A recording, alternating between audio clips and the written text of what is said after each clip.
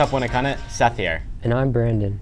Sitting at this desk again, so many memories come back. You were on WHTV last year, right? Oh yeah, I forgot. You're a freshman and didn't see all of the stories last year. Are you having a good time at the school so far? Yeah, I am. My classes are cool and I've met a lot of new people. Do you have any stories ready to show? Yeah, I did one on the comic book show that happened recently. Okay, let's see what you got. On Saturday, October 21st, the class of 2027 hosted the comic book and toy show. The show lasted from 10 a.m. to 3 p.m. and had many people attend. Vendors from different towns and areas came, selling a variety of items including comic books, old games and toys, and some vendors were selling their own artwork. People who attended the event were looking for a variety of things. I was looking for Beyblades, particularly like the older ones, because those are the ones I played with when I was like really little, and I like collecting them because the kid I babysit, he really likes them too, and so I like to see if I can find them so I can give them to him. Tim Knowles of Enterprise Comics has been collecting comic books since 1963, when he was 12 years old. He opened his store, Enterprise Comics, etc., in 1983.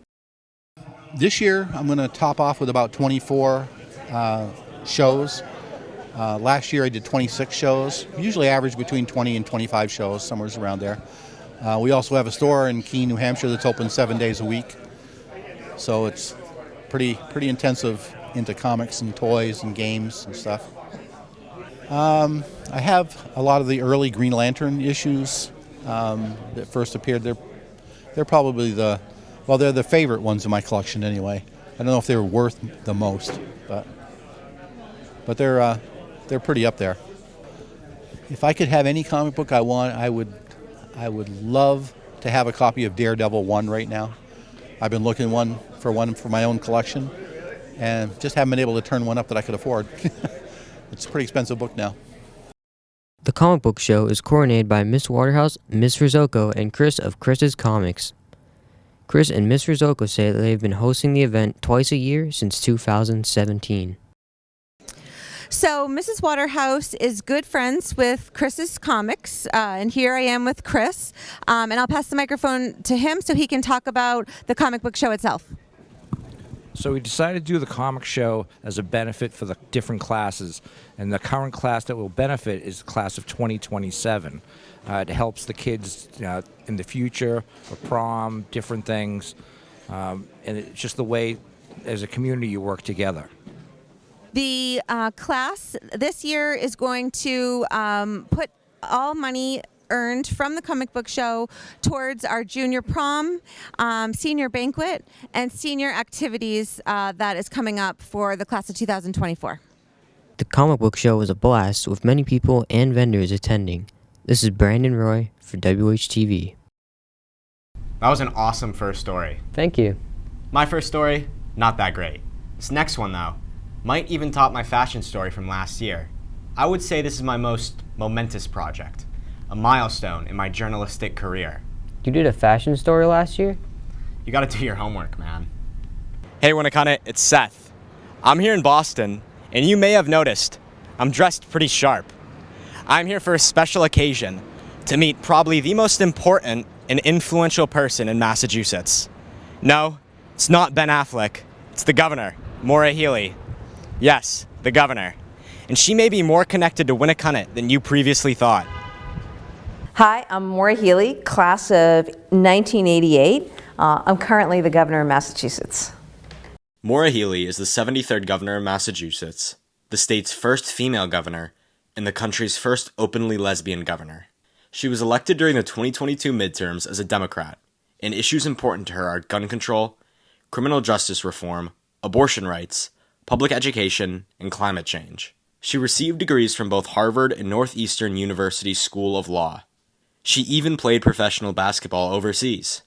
But before all that, she grew up here on the seacoast in Hampton Falls and graduated from Winnicott in 1988. I loved Winnicott, and I fortunately living and working in Boston, I'm only an hour away, so I get home. My folks still live in Hampton Falls, and I'm able to get back and see friends.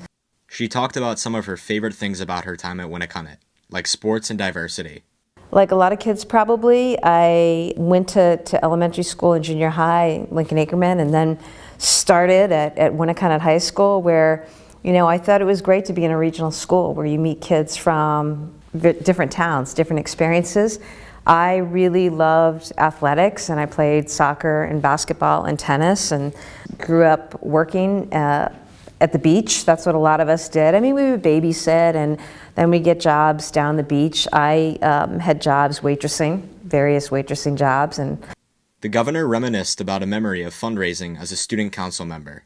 we used to raise money as students for different, you know, things we wanted to do. And I remember, I think I was class president, and I had the not so bright idea that we would do worldwide, you know, federation wrestling, right? And we'd have this guy, the Iron Sheik at the time, came to Winnicott High School in the gym, and I think we probably lost money actually, but you know, as students you had to find a way to raise money and do things. But it was a lot of fun. She talked about some of her favorite teachers and how they influenced her. My Spanish teacher, Marcia Robinson, was fantastic, super caring, really engaged, you know, with her students.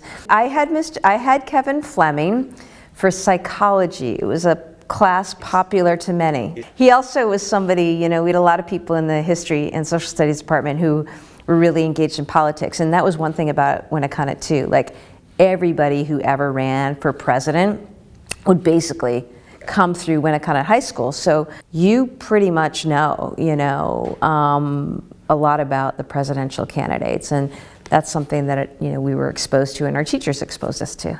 Teachers like Mrs. Millette, who really pushed me in AP history, US history.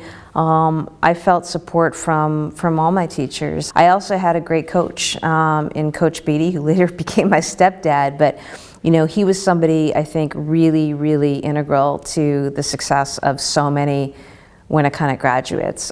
It matters if you have an adult, and it only takes one adult who will believe in you, be there to support, but also push you. And I was lucky that I had those experiences with teachers. The governor mentions that she wants students to know how grateful she is that she could attend a regional school like Winnicott. That's important, you know, in today's world. It's important that you, and I didn't appreciate it at the time, but that you try to surround yourself with a whole mix of different people. I also felt like at Winnicott I was pushed to try new things, to do things that maybe were a little out of my comfort zone. And while I may not have loved it at the time, I'm glad that happened. Her message to students is, I really want you to believe you can be anything you want to be. And just, you know, the only thing that should stop you really is your own imagination. Now that was just the first part of the interview.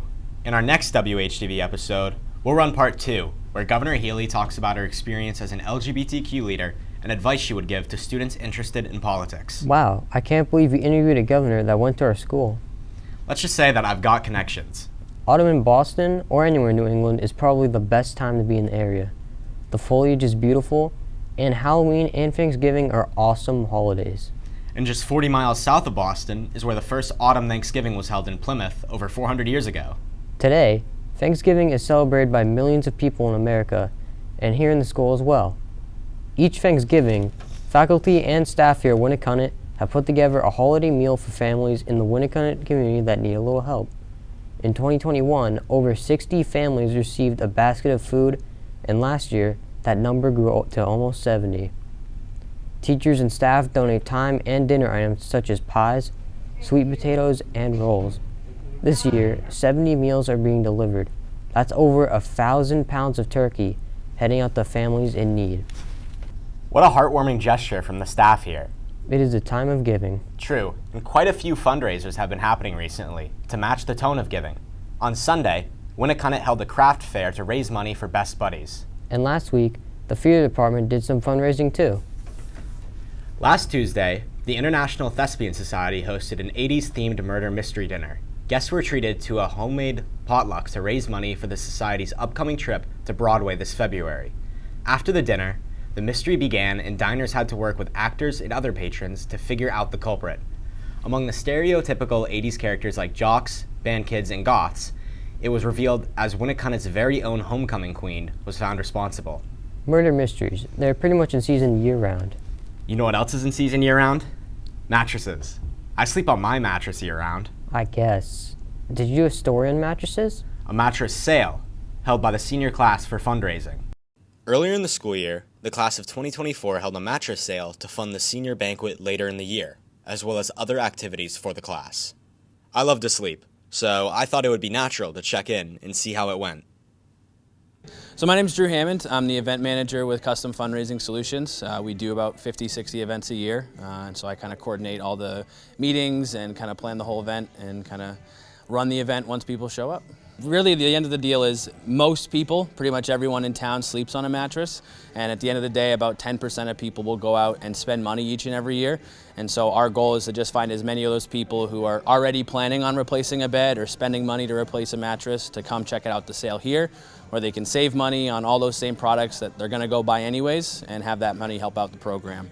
And so that kind of ties into why this whole thing works. Not only do people actually need a new mattress, but when they hear how it's going to help out the program and raise a bunch of money towards those senior week activities and the fun stuff for the students, that's the real reason they come in. Custom Fundraising Solutions, or CFS, joined hands with Winnacunnet in organizing and planning the event, with CFS dealing with much of the setup and movement of the mattresses, while the students helped with the marketing. Hi, I'm Mrs. Michaud. I am the senior class advisor, or one of the senior class advisors of the class of 2024. Mrs. Cutts is my co-advisor, and we are running this mattress sale for our second time with this class. Personally, I find it a lot easier than going around and selling smaller items, because one mattress provides a lot more income for us than a lot of smaller items. So pretty hands-off and gets us great results. As a class, we have a class account, and that allows us to pay for prom, defray the cost of tickets for senior banquet, have fun and exciting things for senior week. So the more money we have, the more able we are able to do that. Prices of mattresses ranged from $300 to $3,000, and plenty of students and interested buyers alike showed up for the event. I like laying on the mattresses and relaxing. I'm hoping to raise a lot of money for our class, and yeah, we want to raise a lot of money so we can have a good senior banquet. My thoughts on the sale are that it's going really well. We've got a lot of people in there like all day, and a lot of people driving by giving us support. Yeah, we've had a lot of people drive by and honk their horns. We've had some people turn in. It's going pretty good. It's better than last time so far. We have a lot more people coming in, and I'm a mattress again. So, and then I think like typically like you think like a mattress, like who would, like why are we doing selling mattresses as like school? But it makes us a lot of money, and I mean I think that's kind of all that matters.